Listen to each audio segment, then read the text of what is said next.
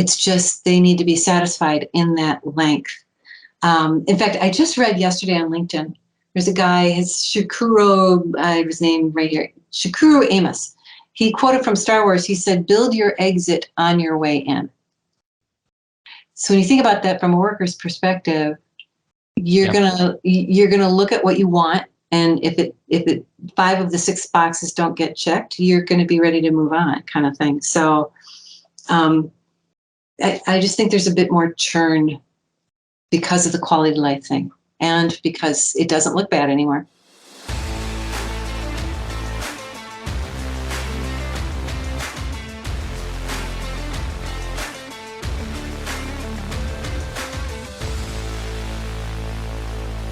Pat, happy birthday, my friend.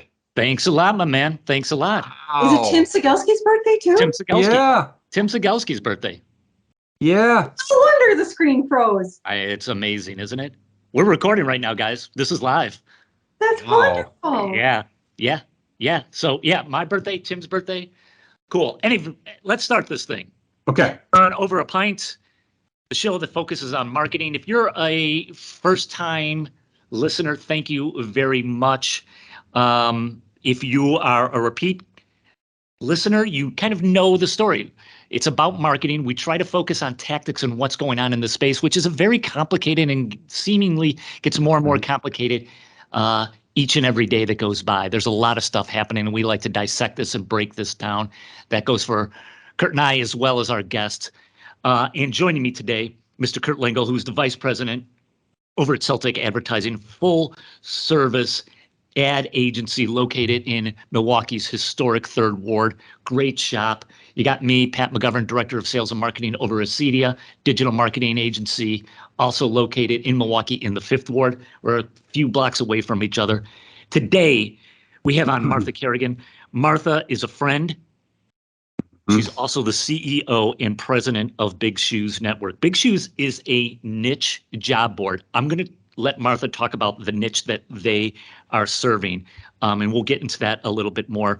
In today's convo, we're going to be talking about what's going on in the job market, man. There is just a lot of frothiness going on. Are we in a recession? Aren't we in a recession? You get good news, you get bad news. It's a real mix.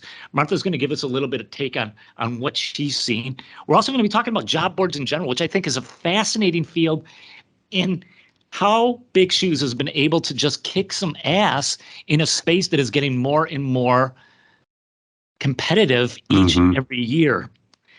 But first, and I forgot about this last time, Kurt, you know this. I forgot all about it. I didn't want to call you out, but you did. It's important, I know, Pat. Right? So I'm not doing it this time. I've got my notes. We call it Over a Pint for a reason. Martha, what's the pint you want to promote right now?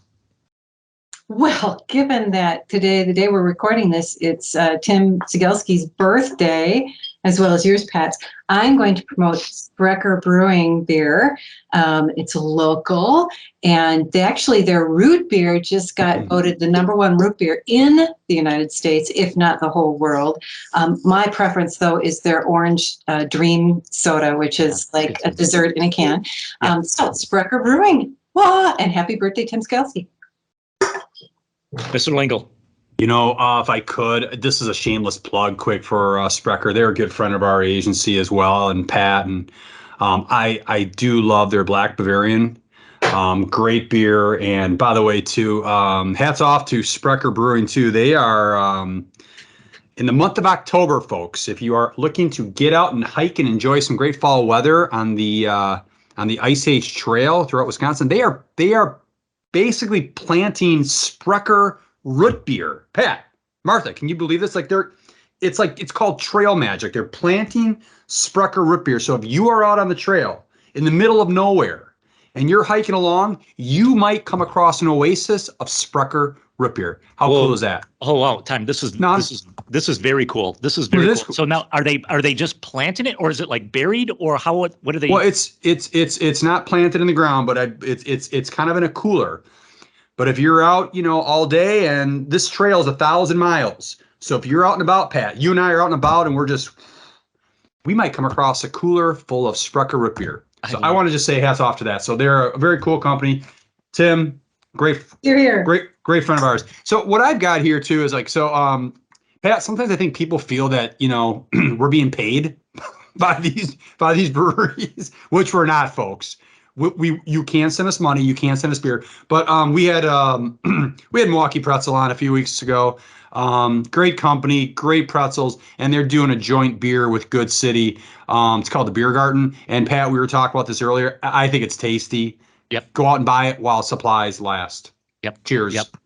Cool, guys. I've got a Hazy Rabbit from our friends at Lakefront Brewery. That's a good beer. I've only promoted this, I don't know how many times. This is a great one. Lakefront Breweries puts out a lot of good product. They do. Okay, cool. We've got a lot of things in front of us to keep us well hydrated. Martha, let's start with this. Why don't you give us a little bit of background about you and tell us a little bit about Big Shoes Network. I kind of teed you up a little bit about that being a job board, but give us a little bit of background about you and how you guys even got into this and kind of set the table that way. Awesome. We are accidental entrepreneurs. I would say we're accidental business people more than entrepreneurs. My husband and I both are in the public relations, marketing, advertising, training, sales fields our whole lives. And back in 2003, actually, people started calling us and saying, hey, you know, a good copywriter or something like that. And we'd make some phone calls and connect them. That went from a phone list of about 50, and we thought, this is crazy. We put it into an email that we'd send out to everybody that had contacted us. And that grew to about 1,500 as a listserv. So we were doing that for free for 3 years, and it was consuming 3 hours every other night. And finally, some of the larger companies like the Northwestern Mutual and Johnson Controls and asked us, why aren't you charging for this? And we were like, what would you pay? And they gave us some intel. The thing that really kind of pushed us over the edge was that Small Biz Times wanted to do an article on us, and we didn't have a company. So we threw together some savings, website, a plan, a logo, had a lot of street cred, and came up with the name Big Shoes Network when you've got big shoes to fill. And then the rest is magic. So you had asked what we do. We are a job board. We also have internships. Doesn't cost anybody a dime to take a look at the jobs, et cetera. We have a really robust LinkedIn group, Twitter feed, Facebook following. But we have a lot of great resources. You know, Over the Pint contacted me through a professional association, the American Marketing Association. And so we have all the professional associations relative to our industry in Wisconsin, Illinois, and Minnesota. So if you're looking for networking opportunities, connections, that's a great place to go. We have a business directory where we have advertising agencies, copywriters, freelancers, web designers. They're all listed there. It doesn't cost a company or a person a dime to go look there. If you've got project work that you need to do, you're not necessarily looking to hire somebody. We just announced our books for October, so we have a books page. So it's just a whole bunch of resources that don't cost you anything. Our revenue comes from companies paying us to post on our sites. That's what we do. What I think is, for those who are listening who are not in the kind of area that Martha talked about, we're recording this in Milwaukee. She serves Illinois, Wisconsin, and Minnesota. In this area, Kurt, and I think you would have to agree, everybody who's in this space, unless you're just starting out, is familiar with Big Shoes. I would agree with you, and I'll take it one step further. I can only speak for this market, knowing that Big Shoes is in other markets. What's also interesting is not only are they familiar, they are familiar with you, Martha. I'm pointing to you, and there, there's a, and I think that's very unique too in this industry where there's a face with the brand, very dialed into the community, very dialed into the businesses. It's not just a brand name; it's your names, personal names are tied to it. That's kind of cool. Yeah, for sure. Martha, I would totally agree with that. It's like you are always out there. Anytime I've asked you for anything, you have always said yes. And I, I'm not the only one. I know there are a lot of other people, and I think that's just helped the business, which leads me to my question is, talk to me about I don't want numbers or anything like that, but how is the business going for Big Shoes? We're doing pretty good. Right. Obviously, when COVID hit, it dropped significantly. Post-COVID, one of our best years ever. This year started out on that same track. It has been a bit up and down with every new report, because anybody in our industry, whether it's a job board or recruitment industry, or we're the leading economic indicator.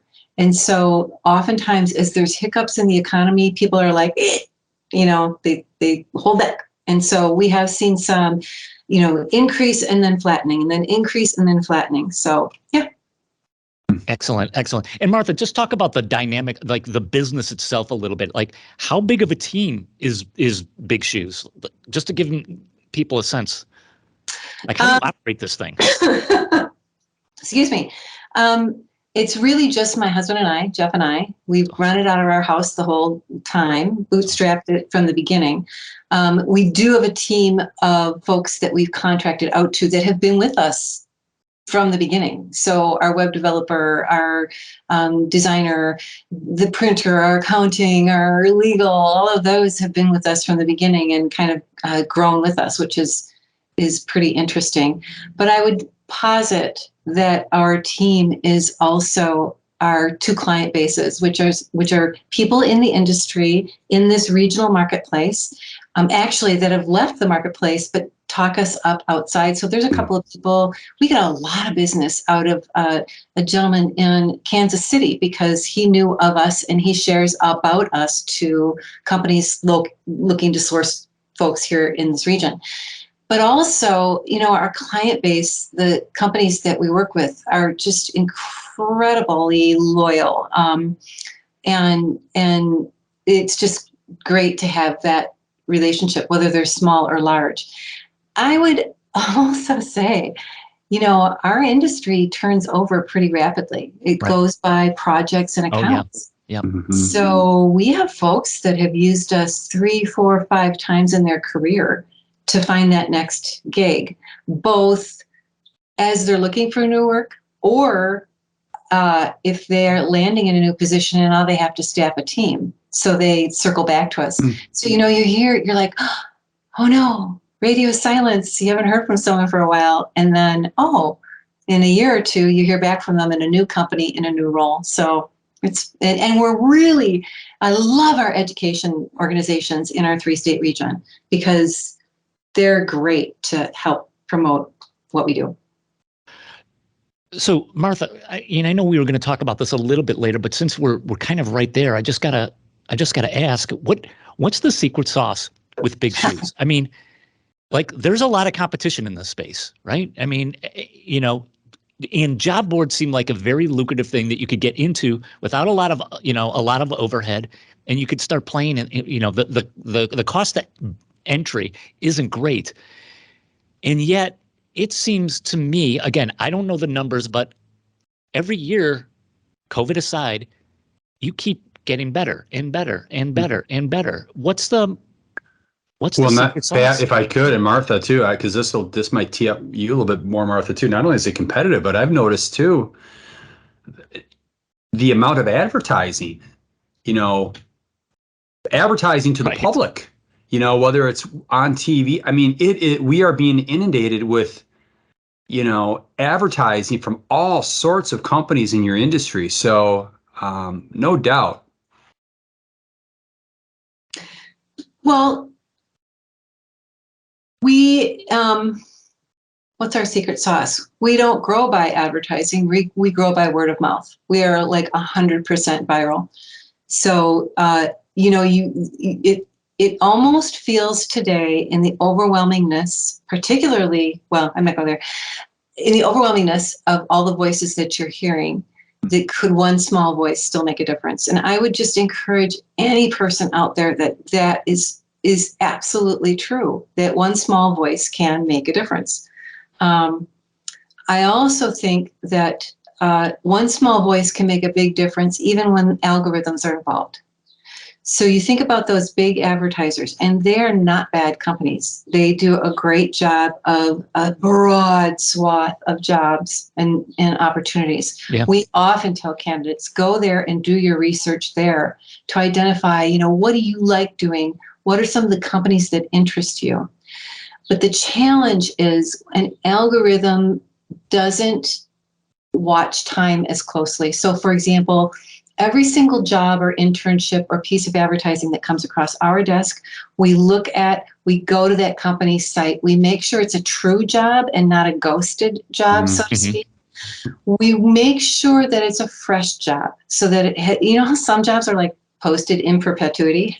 So right. Given the nature of our industry, we've had to keep jobs have to get posted a couple of times sometimes to get the kind of response that companies are looking for. However, they only stay on our site for 45 days and then they come off of our site. And that's just automatic because it's so frustrating when you're someone interested in an opportunity and you go through the process only to find out that the job has been filled or there's a hiring freeze or it's just always up there and it's not a true marketing job. It's a real estate sales job instead. Do you know what I mean? So we have a really high level of personal touch. So let me reflect that to the marketers that are out there and the advertisers. When you think about the impact of micro influencers, part of the reason why that is so important right now is because of that one voice and that personal touch, where you're not reaching 22 million people, but maybe 11,000, maybe 1,100. So, and then it spreads. I mean, that's what the algorithm under TikTok is all about. It focuses on what becomes popular, and then it exponentially increases, and then it grows like that. So, Martha, I got to tell you, it's again looking at the business from the outside. It seems like certainly part of your ability to grow and to keep growing has been your decision from the get-go to just focus on a specific area, that being kind of marketing, advertising, graphic design, that whole space, right? I'm throwing PR, communications, marketing, that whole space.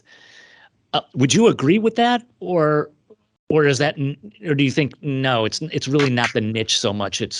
There's other things. I would say that's a big part of it. Yeah. Okay. Obviously, our niche has changed. Sure. And for those of you who don't like the word niche, I'll use niche too. It depends. Are you French or English? Okay. So because we know this area, we have tried expanding outside of this area and it just didn't work well because the region, the geography is dramatically different. We're in a country that has some pretty diverse geography and diverse cultural stuff going on, that type of thing. So that has been intentional. We are what we would say is all the client-facing side of a business entity, whether you're corporate, nonprofit, or advertising. So what you mentioned, digital, advertising, marketing, PR, web, graphic design, social media. Originally, we weren't all that. Originally, it didn't include social media because in 2006, when we started, that didn't really exist. Isn't that crazy? Can you believe it? What? And digital wasn't that big of a thing. Advertising on, banner ads on websites was the way to, you got to have a banner ad on your website, right? Well, so there have been some changes and nuances. And honestly, with the increase of remote and virtual, we are beyond our borders. But a lot of companies just prefer to have people in the region. And I think it speaks a lot to our region, don't you? I mean, trustworthy, work ethic, just and not simple, but not complicated either. Like this is who we are. Yeah, I think it gets back to, and again, I'm always fascinated with how brands just put that glue together with their stakeholders. It's something we talk a lot about on the podcast, and whether it's authenticity, whether it's trust, whether it's building brand belief versus just brand usage, because brand usage is a dime a dozen. It's if you can secure that belief, now I've got you. When I think about Big Shoes, the one thing I keep going back to is, you have to be good at your craft. Check the box. Like if you're not good at your craft, you're not going to last long. But boy, oh boy, I just go back to the face to the brand, the trust. It's like, that's unique. And it's just something you don't see a lot. And that's a huge competitive advantage. So I think you've got kind of this perfect storm going on here. that's just my take. I don't know. When I think about Big Shoes Network, and I think about you, and I think about Jeff. Thanks. I appreciate that. That humble, like, I can't take that. I'm from Take the it. coast. I live in Milwaukee. But it's good for us. It's not good for us as we look down the far horizon, in that we will need to have a succession plan that incorporates either someone with that same sort of street cred or a group with that same street cred. So that is sort of the challenge. And, Pat, you had mentioned about the dramatic increase of companies coming into this space. I think that's in part because of, there's been a lot of mergers and acquisitions in our space. So I'm trying to, Paladin, for example, just got purchased by Adecco, which is a competitor with Manpower, and they're called the LHH Group now. So we're seeing a lot of that. But a lot of people that jumped into the space, it's not necessarily a bad thing. For example, we keep talking about COVID, but remember during that same time frame, there was, the George Floyd and so on murders that were going on, and a lot of the diversity, equity, and inclusion issues that have come to the forefront, and the sexual harassment that's happened in the industry, and in our industry, the lack of representation. And so a lot of other smallish companies are jumping in as a niche. We call them co-competitors because they use us because we don't do any vetting. We're not recruiters. We're strict. You post on our site, you go directly to the company. And in some cases, that company is a recruitment company. In some cases, it's an agency that's recruiting on behalf of their client. Right, right. Martha, I want to, we're going to dive into like just what's going on in the world in terms of hiring and get your insights, which we got a lot of questions and want to dig into that. But I just want to probe a little bit more in that, because this is a marketing podcast and we're trying to give people some takeaways. You've been running a successful business since 2006. I mean, God bless. That's amazing. What are the things that when you look back going, yeah, this is what we did really well. We made this move and we did it very well and we continue to do it well. Where are those things it's like, man, I wish I had another kick at that can again because I would do this differently. Share some of those insights. Golly, we did things well. I wish I could say more intentionally, but it was accidentally. That's okay. That happens all the time. Yeah. You know what? I think what would work well for anybody that's listening to this is just be curious and try out stuff. For example, what worked well for us is we got onto this Twitter thing really early, like, what's this? This is interesting, and just started sharing out through that medium and ended up being one of the top 25 public relations sites through Twitter because of just the volume of that. I would say what we've done right that's really part of our brand is recognizing that we're small and knowing that we are not going to dramatically expand exponentially by buying, early on, buying an email list and sending it out that way. So trustworthiness was really part of the brand. We've made mistakes, but you learn from those mistakes. So twice now we have come this close to signing a contract for the East Coast and the South part of the country. And we're rapidly marketing in those areas, but it just didn't take. And it's in part because of that geography in one case. The geography in the South that we were targeting had one large city and a lot of 10,000 to 40,000 size cities in a 3-state region. So it was like the Atlanta area. And that just didn't do it. So we have Milwaukee, Chicago, Minneapolis is sort of the hub, the anchor stores in a mall. Right. So those are the hubs. And some fairly good sized cities around those. We've got the Madison and La Crosse and so on. We also were looking at the East Coast, and that was really close, but there were a couple of things. issue was the partnership we were looking at was all about buying big email lists and just blasting all this to all the, and that doesn't necessarily work because of the way the brand has, the way we do our brand. And then wanting to expand into nursing, into real estate. And that wasn't our model. Go ahead, go with God, do it on your own, but don't use our name.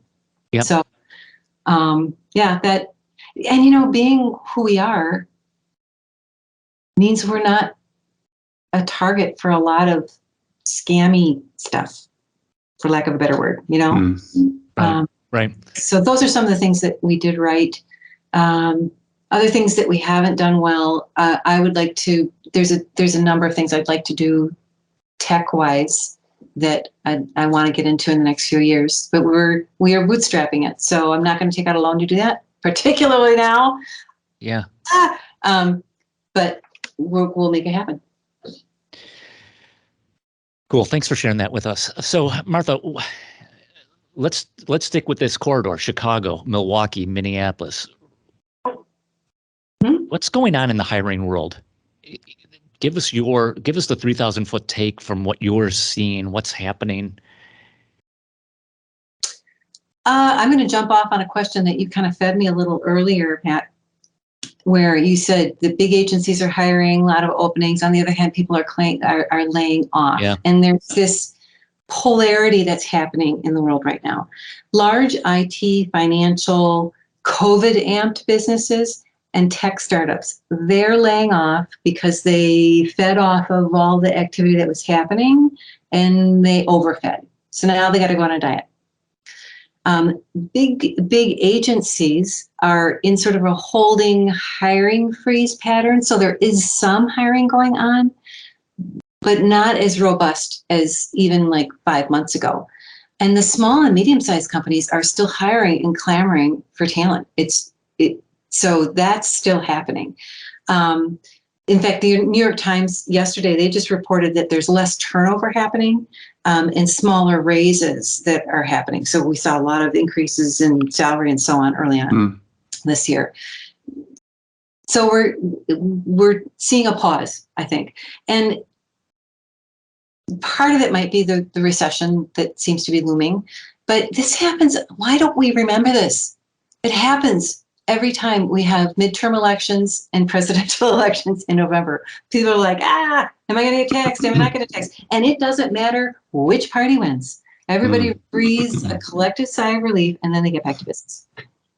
So, Martha, one of the theories that I had or just wanted to run past you was with the hiring that's going on and maybe not going on, is there any sort of trend toward businesses using agencies more rather than bringing things in-house, right? Before the pandemic hit, there was definitely a move toward building up in-house staff. Is that still the case? Is there any kind of shift going on or not so much? I think it depends. How's that for a positive answer? Okay. I don't think companies are necessarily going out for huge, big monster contracts with agencies. What they're doing is parsing out pieces of their work specific to diversity, equity, and inclusion, and specific to new tech. The TikTok and Instagram and streaming, and there's still a lot going on there. And companies that have expertise in that area, as well as individuals. I also think, and we see this every time it looks, let's just say that we're at the beginning of a recession, whether or not that's true. People hiring contract freelance to fill certain roles. And oftentimes, a freelancer is in a consortium with others that feels like an outside agency. So we're seeing that as well. Yeah. Martha, if I could, I just want to stay on that because we just talked about the perspective from the company.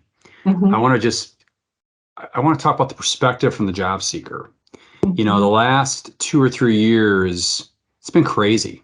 If you think about pre-COVID, and you think about the leverage a job seeker might have had, the asks, the requests they put forth towards a potential employer. Then you get into COVID, and what you're seeing is a lot of people are just thankful to have a job. Gosh almighty, I'm just thankful. And now, it's, there's a lot of, the employee has a lot of flexibility. Talk about what you're seeing and noticing from the job seeker. How have they changed in such a short amount of time, in my opinion?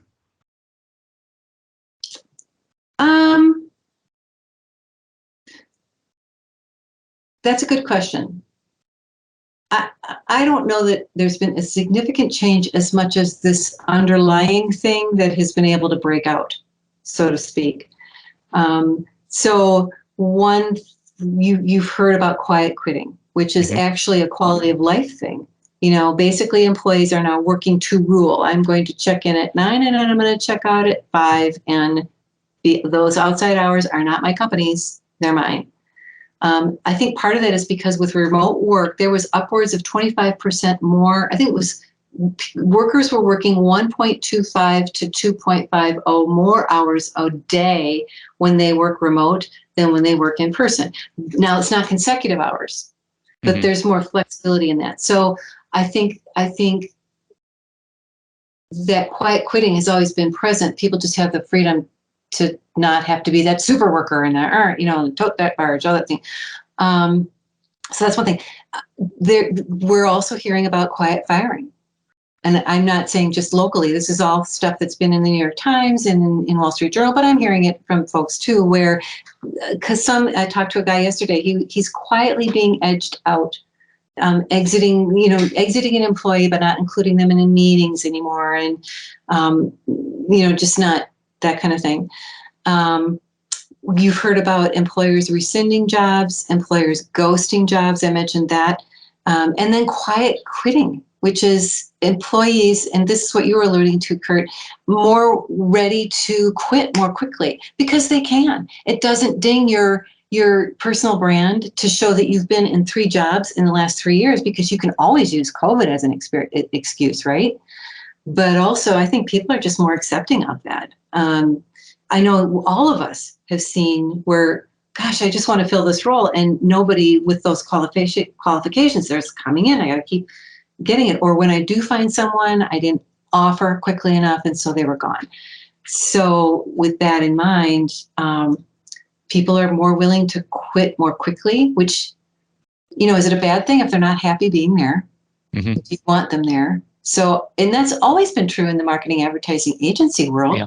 The longevity was 18 to 24 months. 24 months was pretty good, where you either got a new job within the organization or you were out of there because they either lost the contract or they got paid better elsewhere. So, I mean, I think it's always been there. I think it's just maybe 6 months faster.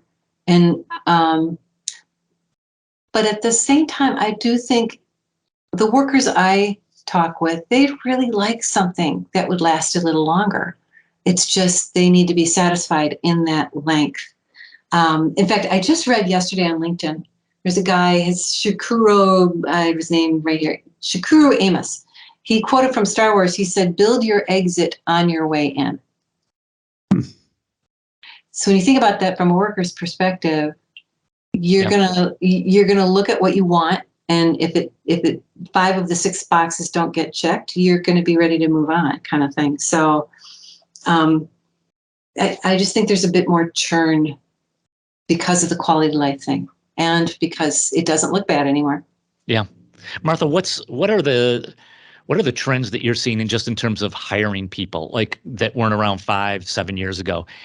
I got to believe, like social, you touched on that, right? Social media marketing is something that's really, has become more and more popular. What else are you seeing? What are agencies and companies looking for? It's interesting that you asked that. Again, because of sort of the flattening of hiring in some particularly large agencies, mid-market is still doing great, but the large agencies, the coast, et cetera. It used to be when you hired someone in the creative space, a designer, really visually there, that's what they did. They created the ad, the logo, the photo layout, the et cetera. But now that same person is starting to need to know how to do project management and workflow management. Usually they'd get, here's the deadline, hand it off to this person, the deadline that person plugs it into the timeline, it goes off to the account exec person, that type of thing. So we are seeing more of the organization admin skill set being undergirding some of the creative skill sets. And it kind of, think about it, Adobe purchased Marketo, 18 months ago? So Adobe is largely a creative creation visual platform with lots of different software packages in it.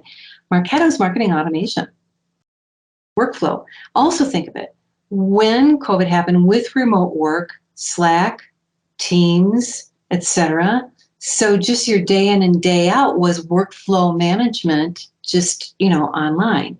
So we're seeing more companies incorporating that into the creative space. And the flip side is true. A PR person, they used to just, bang out copy and connect with media and that kind of thing. But now they have to know photography. They have to know some Adobe Creative Suite and some editing skills, because everybody is, it's the T. You're outstanding at, at this one skill set, and then you're pretty good at a lot of these. Yep. Martha, what are you seeing in terms of any changes by location, Chicago versus a Milwaukee versus a Minneapolis? Are you seeing anything in terms of just people getting hired, the types of people getting hired? Just curious, are you seeing, there might be no changes, but what are you seeing? I think we swung for a time where not so much companies wanting to hire, but people wanting to work. We saw like Chicago got kind of dinged a little bit there for a while because of the cost of living and the precariousness of some different areas down there. But that's swung back. I work with a lot of education institutions because we've got to feed the pipeline. And so every student wanted to work at an agency in Chicago. Oh my gosh, I got to work down there. That girl syndrome, big city. Not so much. I talked to students and they're like, no, I want to be in Appleton or La Crosse or, Minneapolis, but there's lots of other, Hudson, that kind of thing. Right. Part of it is that outdoors sort of thing going on. The Ice Age Trail. Yeah, absolutely. Yeah, you're right. And because you can, you don't have to be in that big city space so much anymore. So that's what we saw initially, but we have seen it swing back. All three of us have seen lots of great things about Milwaukee as a place to live when it comes to creative and, work-life balance and affordability.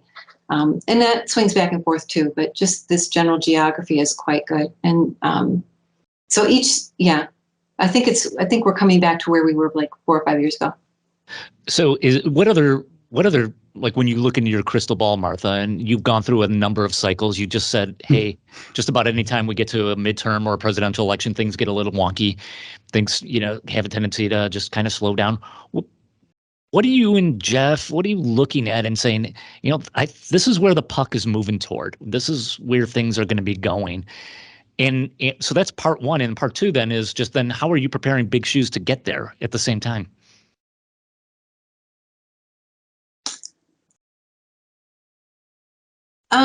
That's a really good question, and it's hard to answer. We've just had such a confluence of different things going on. The two things that I think are going to take place is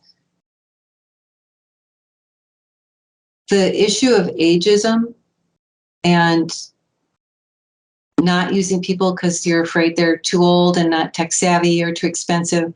I think that's going to ease a little bit, just because some folks don't want to be a manager anymore. You know what I mean? Like I want to get back to that creative, fun, and are able to do it, and also able to do it from where they're located. Like interesting. Yep. Yeah.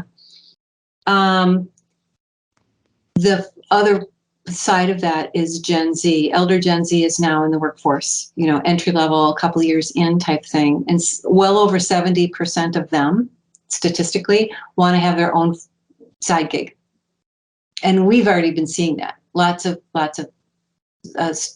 people that are 2 or 3 years in are already, they're working at this agency, but they have their side gig of, designing for friends, that kind of thing. Right. But or actually even account folks. I've talked to some account folks lately. More agencies are using contract account folks. Like that, this is your point person with your client. And you're going to hire them to ramp up, and then they're going to go away, and the other folks will take over. So just that, the kind of the temporariness of positions, and people being okay with that. Like Gen Z is totally okay with that because they want the control and the money. Yeah, and here's another thing that I think is just sort of bleeding in a little bit is, as it's sort of we know about TikTok, but the gaming is, Twitch as an advertising platform is huge, and utilizing the skill set of gamers in our space, I think is going to start to see, which means we'll have to come up with some different ways of capturing that market from an employment perspective, because they want to work from home. They want to work from midnight to 4 a.m. and they want to game the rest of the time. Martha, you and I first got connected through the AMA. I bring that up because in my time within that organization, I've met a number of people who are well along in their career. And for a number of reasons, they have gotten let go, decided to move on, And this is a common story that I hear. Hey, Pat, I have been nose down in my career. I've been nose down with my family. Now my job's gone. I'm not exactly sure what to do. Right? They haven't done the networking. They haven't kept that up, which is a lot of work, especially when you're full-time job and trying to raise a family and do all that stuff. So my question for you, Martha, is when you must run into people who are, again, in their career, trying to determine what's next, what are some of the pieces of advice you give to those folks about anything, their resume, how they're approaching things? You name it. Okay. Gee, we would love a magic wand. It's why the ads work so well for, Viagra, because you want this instant pill that's going to make everything rise to the top. And it doesn't work that way. It just takes time. In some cases, it can take a year or 2 years, whatever. The challenge is if someone is looking for what was once before, you might find it, but it's not going to be a 5-year gig anymore. It's going to be 15 months. And so you'll be back where you were before. Build your exit on the way in, right? So, and also it is very defeating. I've seen so many people who've done something completely different that, they started a food truck or volunteered at their kids' school and found that they needed a marketing / enrollment person, so you find a different space and you learn this new skill set. Right.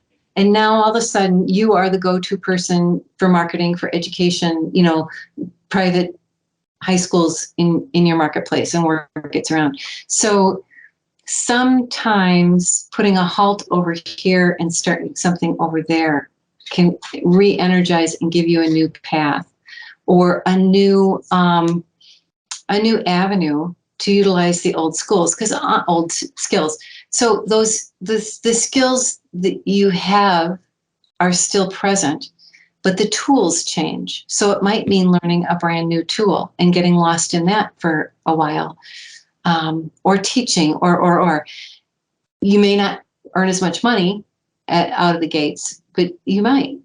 So I just encourage people to find something that really gives them joy, and that gives you energy, and it spreads exponentially.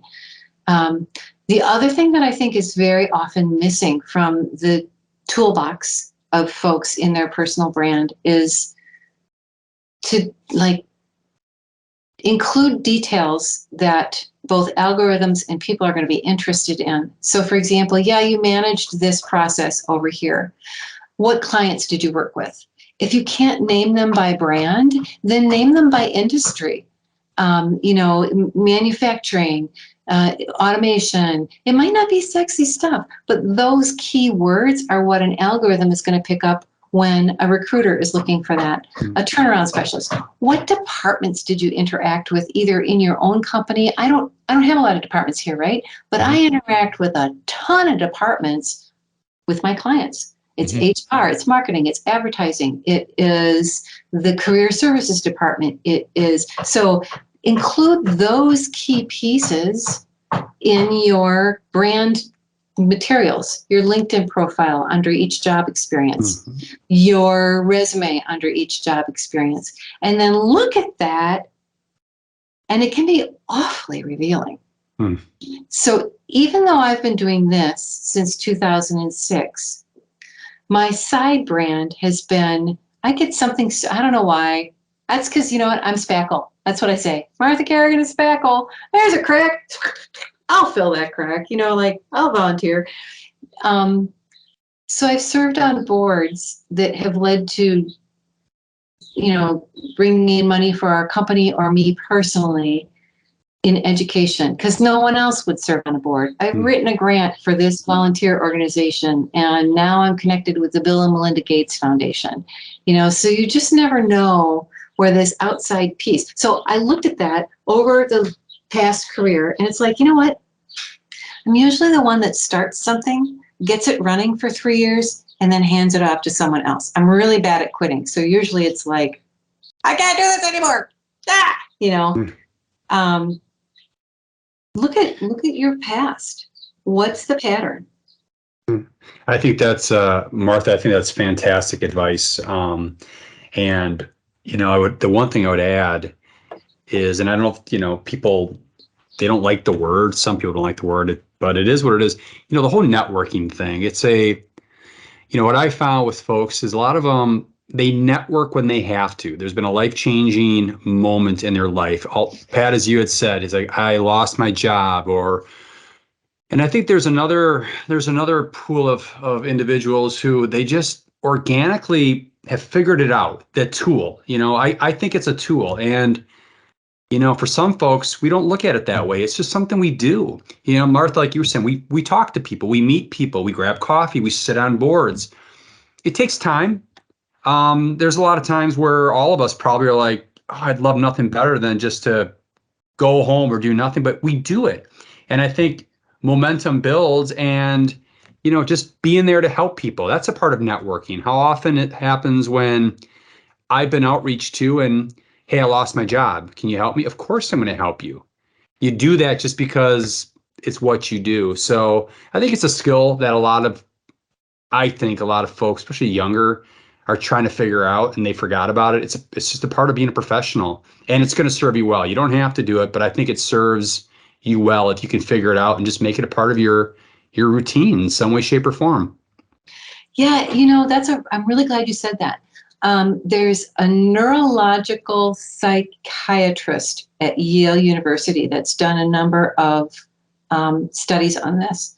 And one of the things that she's found is, not a surprise, when you're feeling down or when you've had a downturn in your life, we have a tendency to isolate. You're wounded, you isolate, right? But to get out of that downness means interacting with people, even when you don't feel like it. early in my husband's career, he took the Dale Carnegie, sales course. And one of the things that he came home with, and we use with our kids and we use in our life, is if you act enthusiastic, you will be enthusiastic. And so just get that muscle moving, and pretty soon you get some traction. So a really good example is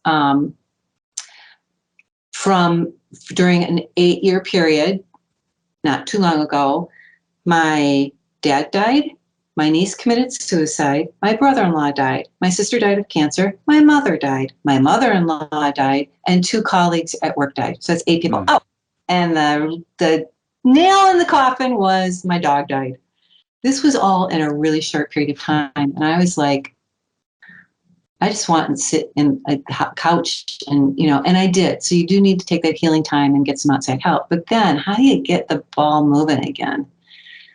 I was asked to speak to the UW-Milwaukee alumni group because I'm an alum. They contacted me. And I didn't really want to, but I did. That led to my being asked to join the Chinese dragon boat racing team. Oh my gosh. Oh, I've seen that. Yeah. Yeah. So I did that. And a funny side story to that side story is the day I was like, I don't know if I can do this. What if I fall out? I don't know if I'm fit enough. And so we're all gathered. We had some practices, and the lead guy was like, yeah, you have people sit in the back of the boat. And I thought, wow, white people in the back of the boat. I was so hurt. And then I thought, well, actually, it's, kind of turnabout is fair play. And I ask for clarity from other people. So my partner, I'm like, what did he say? Oh, light people sit in the back of the boat. I'm like, I'm one of the skinny ones. I'm back there. I went to the back of the boat. That experience led to just sort of breaking out and laughing. But it also led to lots of other opportunities to speak to classes at other universities, speak to student organization groups at other universities. And, those students aren't our buyers, but they're going to be in 3 to 5 years, number one. Yep. And universities have a lot of adjunct professors. That's where I met our friend Tim Sigelski that we started this whole thing with, right? Well, adjunct professors very often have outside careers in marketing, advertising, PR. They own their own firms. So then they started using Big Shoes. So, and that was during that last recession, this whole horrible time goes back to what you said, Kurt. Get out of the isolation by acting enthusiastic and helping someone else. It's exponential. Martha Carrigan from Big Shoes Network, thank you so much for being on the pod. You've got the final word, Martha. Where do people find you? How do people find out more about what you do, Big Shoes? You've got the mic. Go. BigShoesNetwork.com. Look up all the stuff on there because it's all quite useful. If you want to contact me, Martha at BigShoesNetwork.com. Love to help people. And you can follow us on Twitter, Big Shoes Network. You can join our LinkedIn group, Big Shoes Network. We're not very original, are we? It's all the same name. Or on our Facebook page. So we just love helping people, one at a time or multi-group people. And we're a great way to get word out about your job and internships. Martha, thanks for always saying yes to everything I ask you. I really appreciate it. Thanks for being on the pod. Cheers. Thank you, Martha. Cheers to you. This was fun. Cheers.